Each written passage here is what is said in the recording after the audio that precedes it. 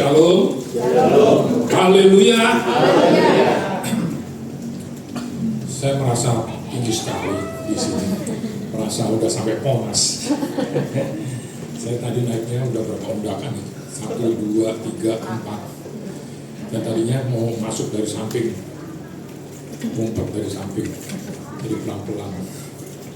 Baik, terima kasih kepada Bapak Ibu Gembala yang saya hormati dan saya kasihi, yaitu Bapak Yopi Siloy dan juga Ibu Grace dan juga Ibu Nila pada malam hari ini yang masih mempercayakan saya dengan memberikan kesempatan dalam menyampaikan firman Tuhan, dan juga Bapak Samuel Chan dan juga segenap pengurus Sekina yang saya kasihi di dalam Tuhan Yesus Kristus.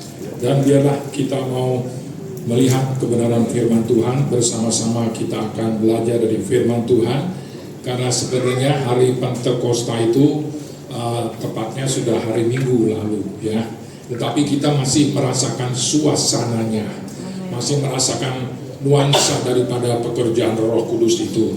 Dan Roh Kudus itu memang berbagai persepsi gereja Tuhan hari-hari ini menjadi fenomena yang ada di dalam gereja Tuhan, bahwa Roh Kudus itu sebenarnya ada yang bilang itu merupakan satu catatan sejarah Alkitab yang ada waktu tempo dulu, kisah para rasul.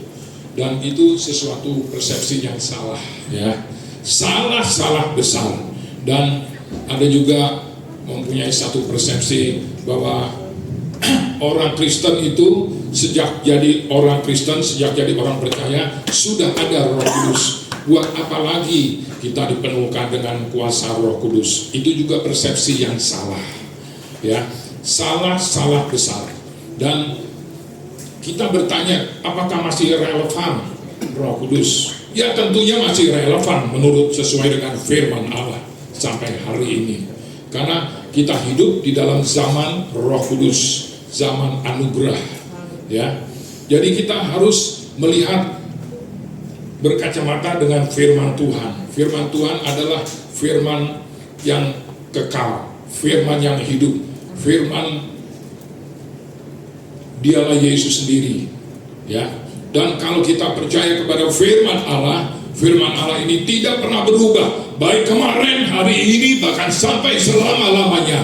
Dia kekal selama-lamanya. Ya dan amin. Alkitab kita ini firman Allah yang hidup. Dan kita mau belajar firman Tuhan dari tema yang terambil, yaitu Roh Kudus memberikan kesanggupan untuk memulihkannya. Kita sama-sama buka dalam Kisah Para Rasul, Kisah Para Rasul pasal yang pertama.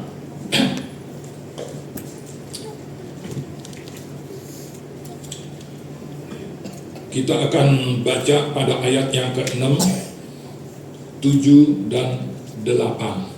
Kalau sudah kita jumpai, buka Alkitab. Kalau nggak keberatan, saya jemput kita balik berdiri untuk menghormati pembacaan firman Tuhan. Dan kita lanjut nanti dalam Kisah Para Rasul pasal yang kedua, ayat yang kedua dan ketiga ya. Saya akan mulai bacakan pada ayat yang ke-6, ayat 7 saudara.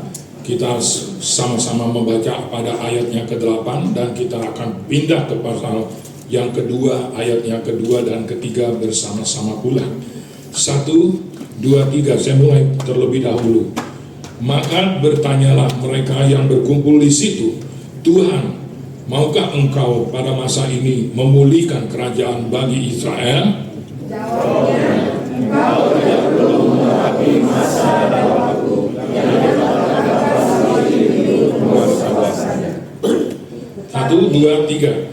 Tetapi kamu akan menerima kuasa kalau Roh Kudus turun ke atas kamu, dan kamu akan menjadi saksiku di Yerusalem dan di seluruh Yudea dan Samaria dan sampai ke ujung bumi. Pasal 2 ayat 2, 3. Tiba-tiba turunlah dari langit suatu bunyi seperti tiupan angin keras, yang memenuhi seluruh rumah di mana mereka duduk, dan tampaklah kepada mereka lidah-lidah seperti nyala api yang bertebaran dan menyengat kepada mereka masing-masing. Satu tambah satu ayat lagi, pasal yang keempat, 2, 3.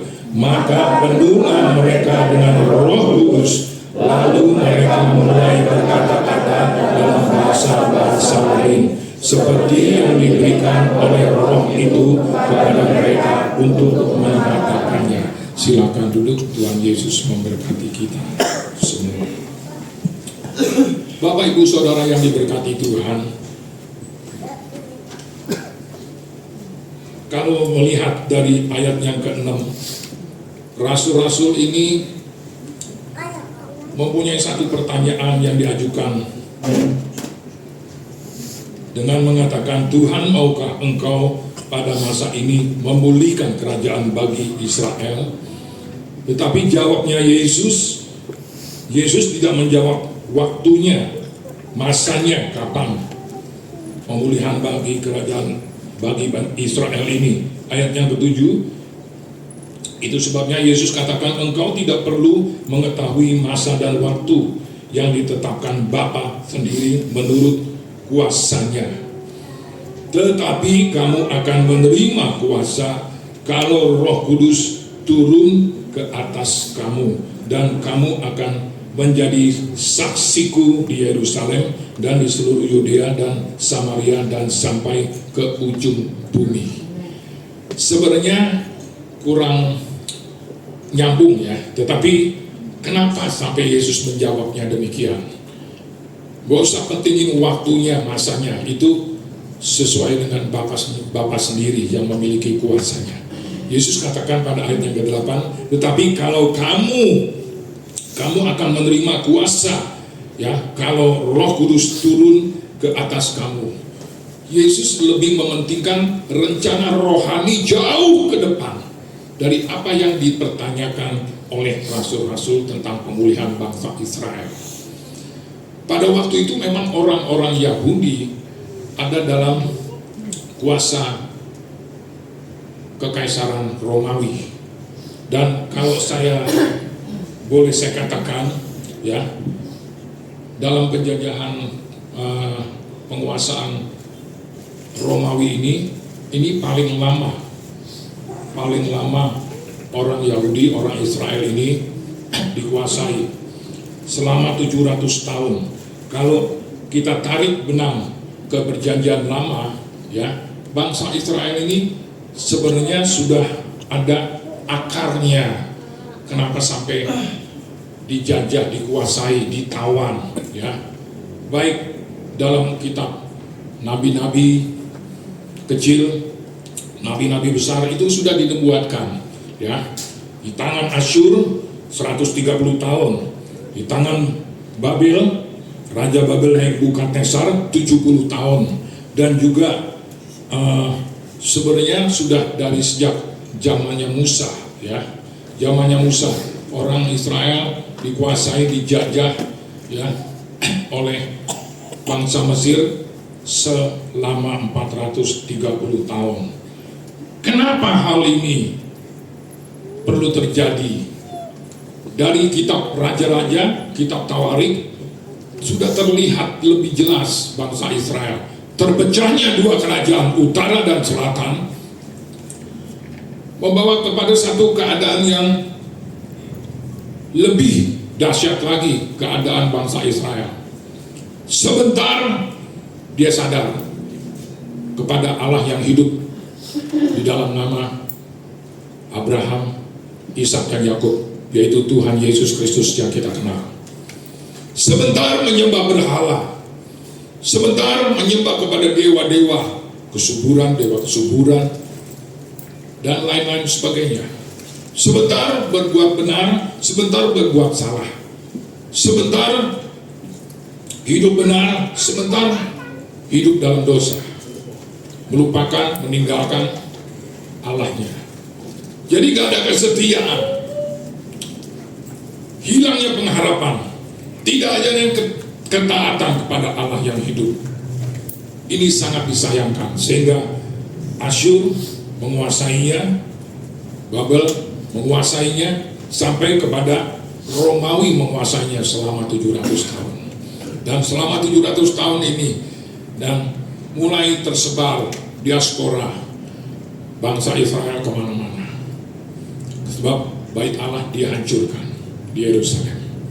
Dan dari situ rasul-rasul bertanya kepada Yesus sebagai gurunya, kapan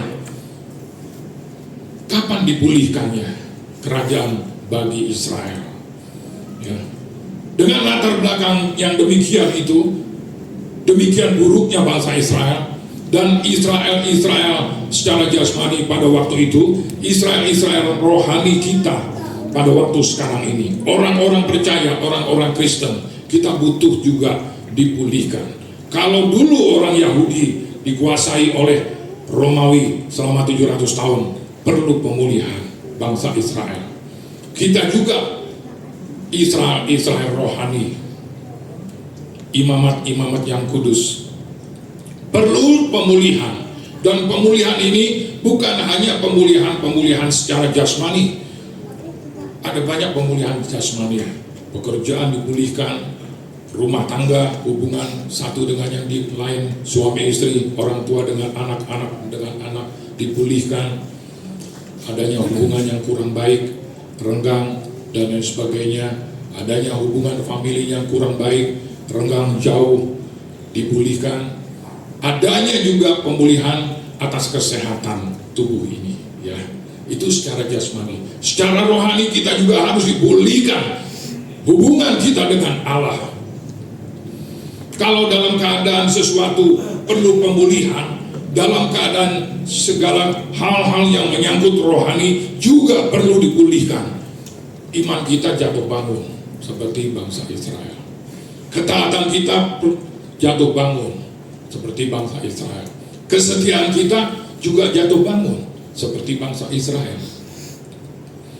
Perlu adanya pemulihan berarti dalam arti hal-hal rohani dalam hidup kita secara pribadi lepas pribadi.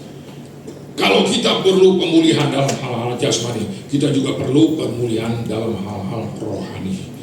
Itu sebabnya dikatakan, Yesus katakan pada ayat yang ke-8, tetapi kamu akan menerima kuasa kalau Roh Kudus turun ke atas kamu, dan kamu akan menjadi saksiku di Yerusalem dan di seluruh Yudea dan Samaria dan sampai ke ujung bumi. Dan bagaimana caranya kita dapat melihat dan merasakan kuasa Roh Kudus itu? Dua esensi pekerjaan atau simbol daripada Roh Kudus kita lihat pada ayat yang kedua, pasal yang kedua. Yang pertama, tiba-tiba turunlah dari langit suatu bunyi seperti tiupan angin keras yang memenuhi seluruh rumah di mana mereka duduk, dan tampaklah, saya nggak masuk ayat yang ketiga terlebih dahulu, ya, berhenti sampai ayat yang kedua, ya. Suatu bunyi seperti tiupan angin keras yang memenuhi seluruh rumah. Roh Kudus ini digambarkan seperti angin keras. Kalau kita melihat dalam kitab Yehezkiel pasal yang ke-37, kita mampir sebentar. Yehezkiel pasal yang ke-37.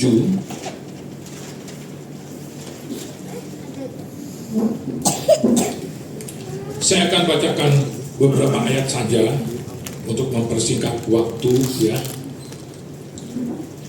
Pasal 37 kitab Yehezkiel ayat yang ke-11. Kitab nubuatan dari Yehezkiel mengatakan, firman-Nya kepadaku, hai anak manusia, tulang-tulang ini adalah seluruh kaum Israel. Sungguh mereka sendiri mengatakan, tulang-tulang kami sudah menjadi kering dan pengharapan kami sudah lenyap, kami sudah hilang. Ayat 12, oleh sebab itu bernubuatlah dan katakan kepada mereka, beginilah firman Tuhan Allah, sungguh aku membuka kubur-kuburmu dan membangkitkan kamu, hai umatku, dari dalamnya, dan aku akan membawa kamu ke tanah Israel. Pada ayat yang ke-14 turun. Ayat 14, aku akan memberikan rohku ke dalammu sehingga kamu hidup kembali. Dan kalau kita hubungkan ya kitab nubuatan ini sampai kepada perjanjian baru, orang-orang Yahudi di bawah kekuasaan Romawi selama 700 tahun. Tidak ada salahnya jawaban Yesus. Kamu akan menerima kuasa kalau Roh Kudus itu turun ke atas kamu. Sebab Yesus mengerti, Yesus paham benar keadaan orang-orang Yahudi perlu pemulihan, tetapi bukan waktu dan saatnya. Ya, itu urusan Bapaknya di sorga. Tetapi Roh Kudus diberikan sebagai satu tanda. Roh Kudus itu ada kuasa, ada kemampuan, dan Roh Kudus seperti tiupan angin keras. Kalau berbicara tentang angin keras, ya tentunya angin keras ini membersihkan segala kotoran. Kalau ada angin sepoi-sepoi, itu angin yang sejuk, nikmat, kita bisa dapat rasa, bisa ngantuk malah. Apalagi dalam keadaan capek lelah kerja, waduh, tiupan angin sepoi-sepoi bisa ngantuk. Seperti Etikus waktu dengar khotbah begitu lama, dia duduk di jendela, akhirnya dia jatuh ngantuk, ya, habis. Tetapi ini dikatakan seperti tiupan keras, angin keras. Dan kalau bicara tentang tiupan angin keras, saya teringat kepada bangsa Israel pada waktu dikejar oleh Firaun dan tentara-tentara Mesir, tentara-tentara Firaun yang mengejarnya. Orang-orang Mesir berlari dengan kudanya, dan waktu dia ada di hadapan Laut Teberau, dia menoleh ke belakang, dikejar oleh tentara Firaun, dia udah gak bisa apa-apa. Lalu Musa berseru kepada Allah, apa yang ada pada tanganmu? Tongkat. Angkatlah tongkatmu ke atas laut. Laut Teberau terbelah menjadi dua karena tiupan angin keras.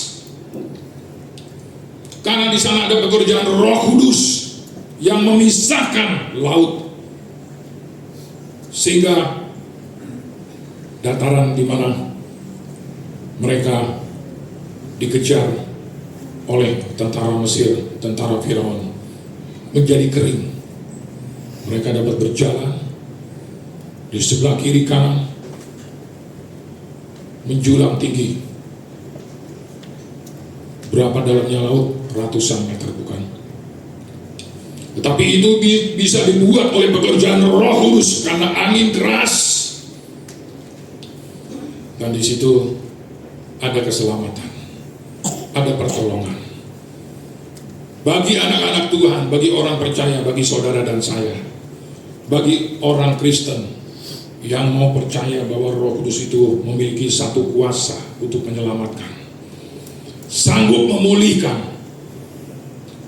Saat dipulihkannya kita, hubungan kita, keadaan kita, rumah tangga kita, pekerjaan saudara, dan lain sebagainya, kesehatan saudara dari segala sakit penyakit. Dan saat itu kita merasa ada kuasa yang bekerja dalam kehidupan kita, bukan? Kuasa Roh Kudus itu sanggup memulihkan keadaan. Kuasa Roh Kudus itu sanggup memberikan kekuatan. Kuasa Roh Kudus itu sanggup membebaskan kita daripada segala sakit penyakit. Kuasa Roh Kudus itu sanggup memulihkan kekuatan kita, kesehatan kita. Dan kuasa Roh Kudus yang memulihkan itu bisa dirasakan pekerjaannya dalam kehidupan orang-orang Israel, para waktu sedang dikejar oleh tentara-tentara Firaun, tentara Mesir. Karena pekerjaan Roh Kudus itu pekerjaan Roh Allah yang bekerja melalui tiupan angin keras. Dan ada kalanya kita orang yang dipenuhkan dengan Roh Kudus itu memang tandanya berbahasa-bahasa lidah. Glosolali. Ada ucapan, ada perkataan yang keluar yang kita mengerti, tetapi kita digerakkan lidah mulut bibir kita. Saat saya masih muda, umur 15-16, pada hari yang pertama dalam doa 10 hari itu, saya berdoa berlutut dalam satu ibadah. Saat itu dipenuhkan dengan kuasa Roh Kudus. Setelah itu saya penuh dengan damai. Damai yang bukan datang daripada dunia, datang dari kesuksesan bukan, datang dari keberhasilan bukan, datang daripada segala pencapaian waktu itu masih sekolah, masih SMP, bukan juga, datang daripada keadaan yang baik, bukan juga. Karena keadaan orang tua, ekonomi lagi susah waktu itu. Tetapi ada damai sejahtera yang melampaui segala-galanya yang dunia berikan. Sukacita yang meluap-luap. Setelah doa itu selesai. Amin. Dan itu yang saya rasakan pertama kali. Dan itu sebabnya kalau ada orang yang sulit menyembah, mengeluarkan suara, memperkatakan, ini bukan apa-apa, bukan hal yang saya menghakimi, bukan mau bicara. Mungkin orang itu bersikeras, menganggap biasa aja lah, ngapain ekstrim doanya, menyembahnya dan lain sebagainya, nggak perlu, nanti aja saya doa di rumah. Ini sesuatu yang salah. Kesempatan momennya itu hilang ya. Dan bagi saudara yang memang pekerjaan Roh Kudus itu kita mengerti, bisa sesuatu yang ekstrim, bisa sesuatu yang spoi-spoi, yang lembut datangnya. Saya kalau berdoa sendiri pribadi dengan Tuhan, saya rasakan pekerjaan Roh Kudus itu bekerja lembut menjamah saya. Saya dengar suaranya, Tuhan mengatakan begini, saya seperti komunikasi dua arah. Nah, itu ada saatnya kita lembut.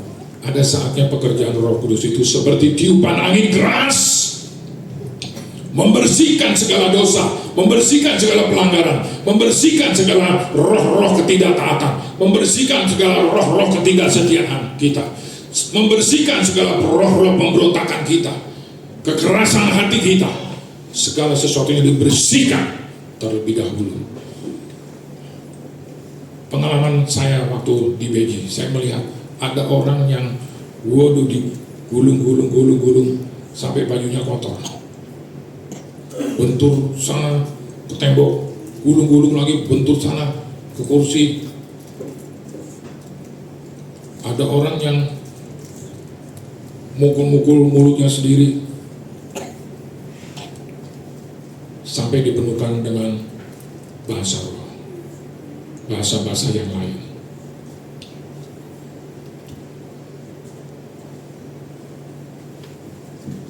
Membersihkan hidupnya dulu. Roh Kudus mau bekerja dengan luar biasa. Hal yang kedua, kita buka kembali dalam Kisah Para Rasul pasal yang kedua.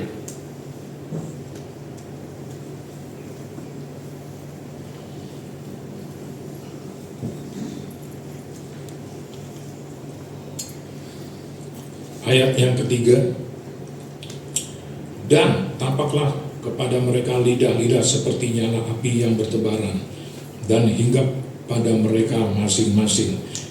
Maka penuhlah mereka dengan Roh Kudus, lalu mereka mulai berkata-kata dalam bahasa-bahasa lain, seperti yang diberikan oleh Roh itu kepada mereka untuk mengatakannya. Berkata-kata dalam bahasa-bahasa lain seperti yang diberikan oleh Roh itu kepada mereka untuk mengatakannya. Bukan sekarang ini fenomena yang saya lihat, ikutin ya saya lama-lama, bukan.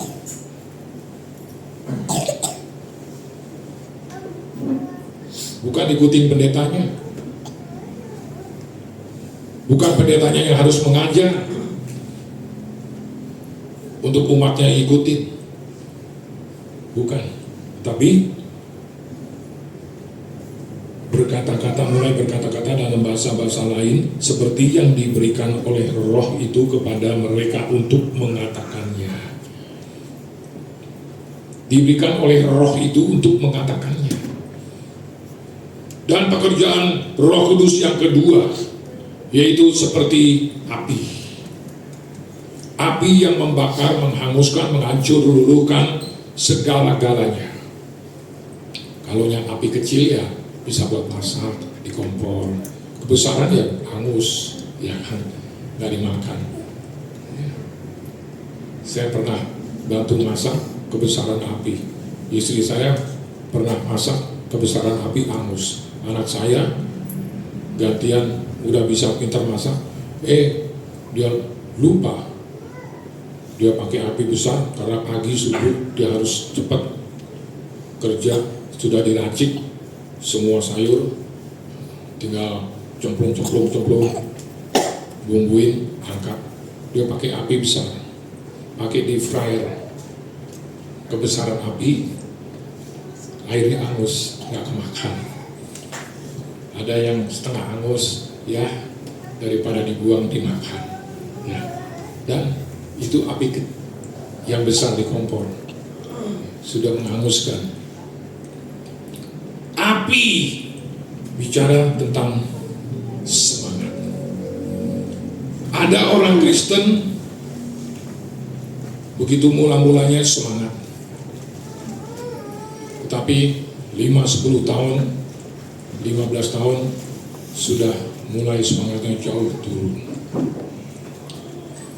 Dan saya yakin dan percaya pekerjaan Roh Kudus itu harus bekerja, dipenuhkan kembali, diperbarui kembali, dipulihkan kembali, diisi kembali dengan minyak yang baru. Harus ada pemulihan, harus ada pembaharuan. Kalau enggak, lama-lama minyak yang lama, Roh Kudus yang dulu pernah dipenuhi orang itu dengan Roh Kudus, mulai tambah sedikit, kegerus dengan segala kesibukan aktivitas dunia yang kita jalani. Masalah, sehingga mengikis keadaan rohani kita.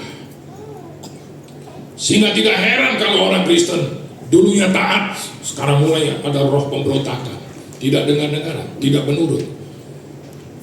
Dulunya setia, sekarang kurang setia, dan besoknya tidak setia.